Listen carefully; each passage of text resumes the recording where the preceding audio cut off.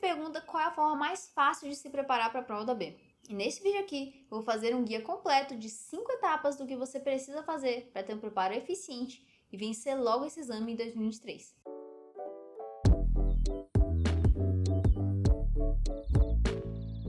Olha só, o que eu vou te ensinar aqui é exatamente o passo a passo que eu mesma segui para vencer a única prova da OAB que eu tive que fazer. Então, para mim, essa aqui é a forma mais simples e eficiente de conseguir a aprovação. E se você seguir essa lógica que eu vou ensinar, eu tenho certeza que você vai conseguir fazer um ótimo preparo também, ok? Mas, antes de entregar esse passo a passo, faz um pequeno favor, dá uma curtida nesse vídeo e se inscreve no canal. Eu só peço isso porque é a única forma que o YouTube tem de entender que esse vídeo foi criado para te ajudar a vencer a prova da OAB. Então, dá um like aí e se inscreve que isso me ajuda muito a continuar te ajudando, ok? Como eu falei no início, esse vídeo aqui é separado em 5 etapas. E o segredo para conseguir a aprovação está justamente em entender cada uma dessas etapas. Então, a sua missão é ver o vídeo por completo. Se você fizer isso, eu tenho certeza que o que eu vou mostrar aqui vai mudar completamente a sua chance de passar na prova da OAB, ok? Bem, eu sou uma pessoa muito estratégica e quando comecei o meu preparo para a OAB, a primeira coisa que eu percebi foi que a OAB nunca conseguiria cobrar 100% do que eu aprendi em 5 anos de faculdade em apenas 80 questões na prova da primeira fase. Por mais que a prova seja complexa, essa limitação é uma questão matemática. Não tem como enfiar 5 anos de curso de direito em 80 questões. Isso não vai mudar de uma prova para outra. Então, a primeira coisa que eu quero que você entenda é: a OAB obrigatoriamente precisa selecionar alguns assuntos para criar as suas 80 questões e, obrigatoriamente, precisa deixar muito do que você viu no curso de Direito de fora da sua prova. E por que isso que eu falei é super importante? Porque por mais óbvio que isso pareça, muita gente não para pensar nisso durante o estudo e aí acaba fazendo cursos enormes, cheios de aulas longas, sem filtrar o que realmente precisa ser estudado. Aí a pessoa sente que estudou muito porque viu muitas aulas, vai para a prova achando que está super preparada, mas quando vê as questões, percebe que não estudou quase nada do que realmente foi cobrado na prova e acaba reprovando.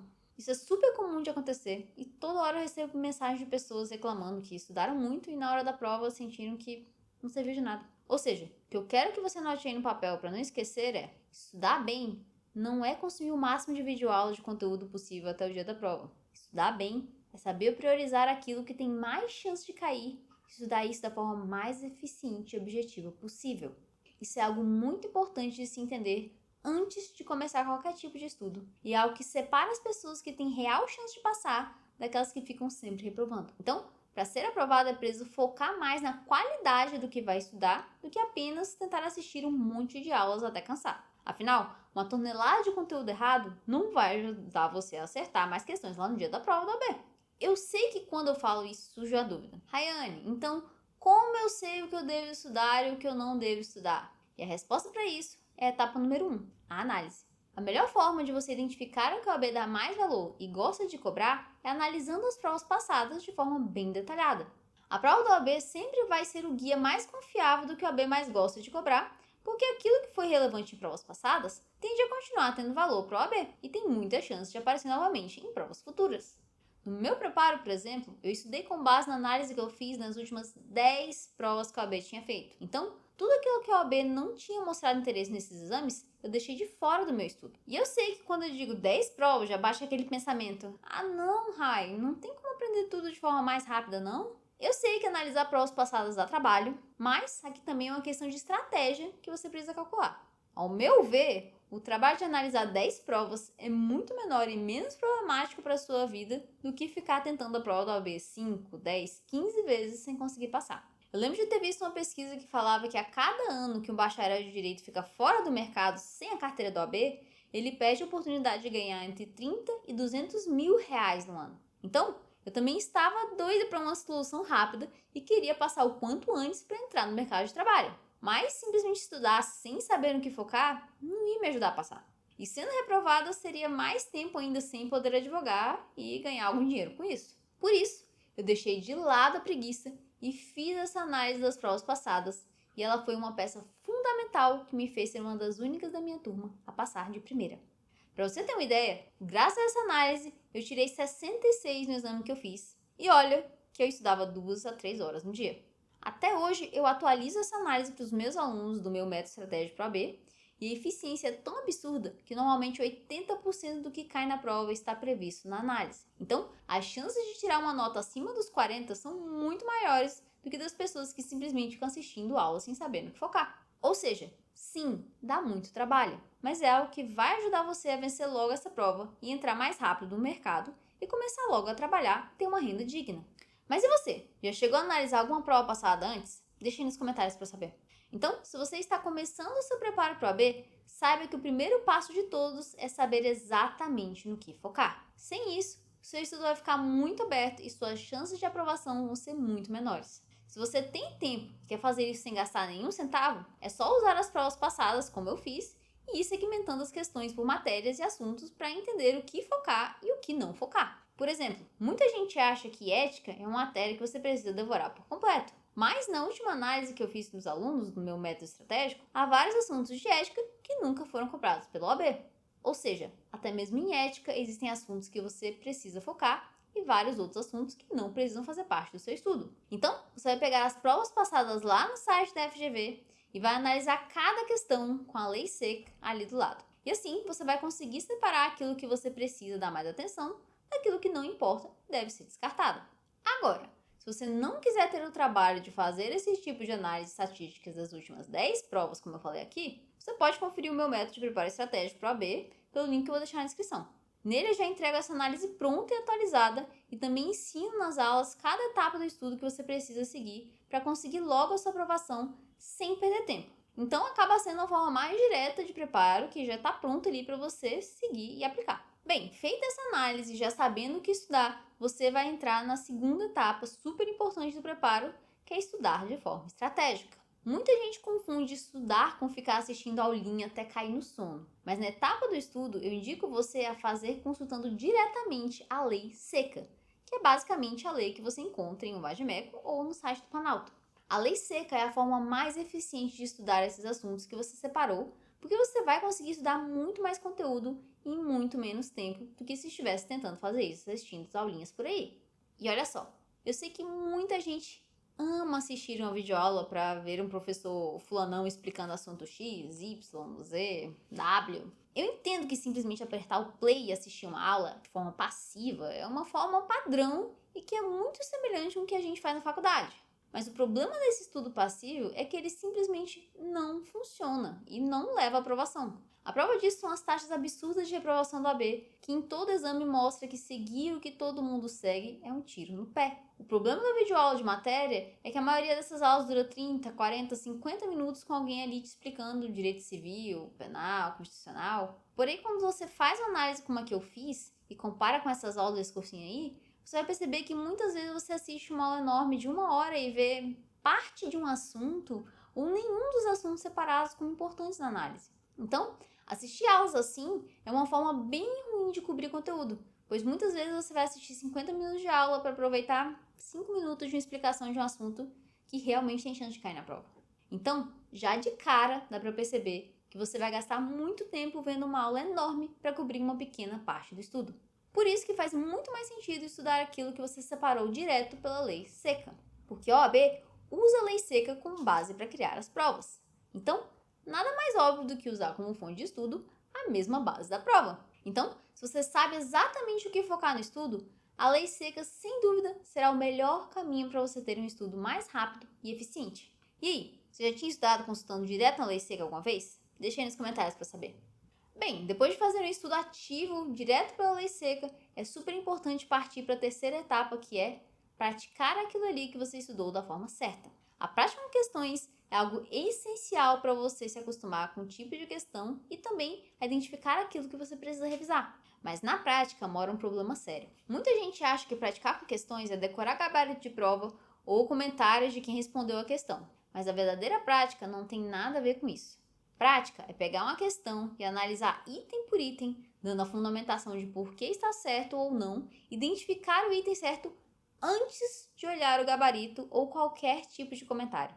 Só assim você vai estar fazendo um estudo verdadeiramente ativo, tirando o máximo de estudo por questões tem para oferecer e, de quebra, treinando para a prova.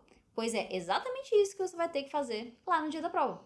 Além do mais, como o AB gosta muito de jogar com a interpretação da questão e a letra literal da lei, Se você tiver esse tipo de treino de ir justificando e estudando com a lei seca, você vai evitar muitas pegadinhas por já ter o melhor domínio da lei seca, entendeu? Me diz aí nos comentários se você já praticou questões da forma como eu falei aqui. O quarto passo é algo bem óbvio, mas que muita gente não faz, que é treinar a execução da prova. Muita gente simplesmente senta a bunda na cadeira e assiste 600 horas de aulinha de conteúdo e vai para a prova sem nunca ter pego na caneta. Isso é um erro terrível. É como entrar no ringue de boxe sem nunca ter colocado a luva. Não faz sentido. A prova do OAB é extensa, bem complexa e tem um limite de tempo que é curto. Por isso, é muito importante que você treine a execução dela em casa, simulando o máximo possível o tempo e as condições da hora da prova. Se você faz esse tipo de treino respeitando as 5 horas de prova, você vai conseguir identificar se tem algo que você precisa melhorar antes do exame. Outro ponto importante de simular a prova antes do dia de fato é para ganhar mais confiança na sua habilidade de descobrir se existe algum ponto que precisa ser trabalhado.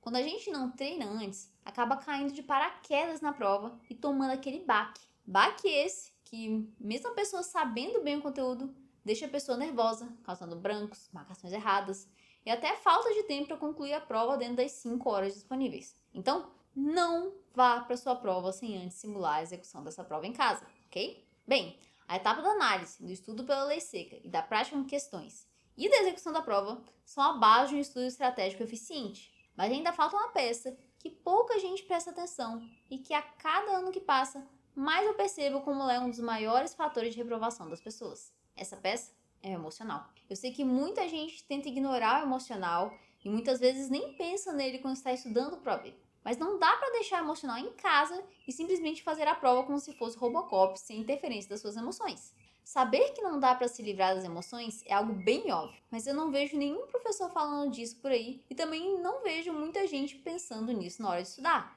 E eu faço questão de falar sobre o emocional porque, se você não tiver equilíbrio emocional na hora da prova, todo o seu preparo fica em risco e as chances de você reprovar por causa do nervosismo são imensas. Então, o emocional precisa fazer parte do seu preparo para a prova do OAB.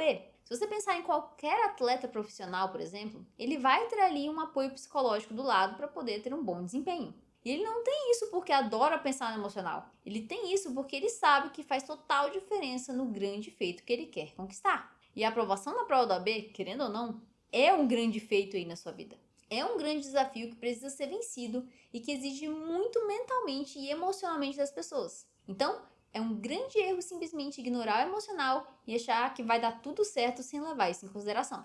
Ok, Rai, mas como eu lido com o emocional? Olha, a primeira coisa que você precisa fazer é parar um minuto e tentar identificar o que o seu corpo diz. Os sintomas físicos e mentais são sinais de que a gente precisa olhar com atenção a alguma coisa. Então, pare um minuto quando você estiver estudando e se pergunte: o que eu estou sentindo nesse exato momento? É tensão? É nervosismo? É medo? Medo do quê? O que eu acho que pode acontecer? Muita gente me diz que não consegue se concentrar, que fica nervoso na época do estudo, que as mãos ficam suando, que dá branco. Todos esses são sinais claros de que o emocional está sendo um obstáculo. E, para melhorar isso, você tem alguns caminhos. Procurar um profissional da área para aprender com ele a lidar com isso, ou fazer uso de livros e atividades que ajudem você a focar no presente. Eu mesma gosto muito de livros sobre a prática do mindfulness. Os exercícios que eles passam ajudam muito a focar naquilo que estamos fazendo no agora, no presente, que é justamente o estudo. Enfim, o ponto aqui é que você não pode deixar o emocional de lado simplesmente porque não quer lidar com isso. Pois se fizer assim, o emocional vai te sacanear na pior hora possível, que é lá na hora da prova. Para você ter ideia, essa parte emocional é tão importante que no meu método estratégico eu fiz questão de fechar uma parceria com um psicólogo para ele criar um curso completo e gratuito para os meus alunos, especificamente para lidar com essa questão do emocional na prova do AB. Isso aí não surgiu só da minha cabeça, surgiu de anos conversando com pessoas e percebendo como o emocional impacta no desempenho das pessoas que vão fazer a prova do AB. Então, se você souber o que estudar, como praticar e entender que o seu emocional é parte do seu estudo, você tem tudo para vencer esse exame. Eu sei que o que eu falei aqui parece muita coisa, mas tudo começa com o primeiro passo. É muito mais importante começar certo e se preparar da forma certa do que correr e fazer errado. Quem faz certo precisa fazer apenas uma vez. Quem se apressa e faz errado acaba derrapando e não conseguindo aprovação e tendo que repetir tudo de novo. Agora, se você quiser poupar seu tempo e já seguir um método passo a passo que cobre a primeira e segunda fase do AB, basta acessar o link que eu deixei aqui na descrição. Lá eu explico todos os detalhes de como funciona cada etapa do método Passe na Ordem, e você também vai ver a quantidade enorme de pessoas que conseguiram vencer essa prova estudando melhor e em menos tempo. Fico muito feliz de você ter me acompanhado até o final desse vídeo, e isso por si só já mostra uma característica muito importante para a aprovação, que é ter foco e dedicação. Sim, você completou este vídeo e poucas pessoas têm foco para ver tudo e entender toda a estratégia. Então, se você ficou até o final, deixe aí nos comentários uma mensagem, eu ficarei muito feliz de te responder, ok? Enfim, é isso. A gente se vê em outros vídeos aqui no canal ou lá na minha turma do Método Passe na Ordem. Até mais!